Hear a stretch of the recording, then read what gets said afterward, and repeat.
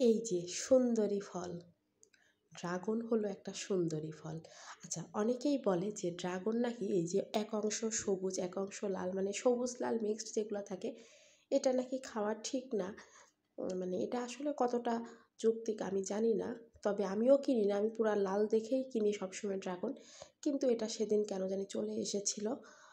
এখন ফেলে দেওয়া তো আর ঠিক না, খাওয়ার জিনিস।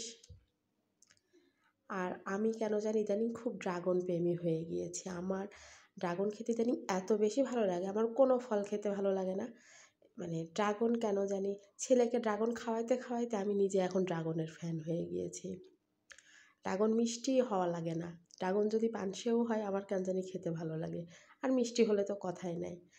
আমার ছেলে মুরগি পছন্দ করে, তাকে মুরগি খাওয়াইতে খাওয়াইতে আমার আর এখন মুরগি খাওয়াইতে ভালো লাগে না। কিন্তু মানে মুরগি অপছন্দ হয়ে গিয়েছে, এদিক ড্রাগন হয়ে গিয়েছে পছন্দের।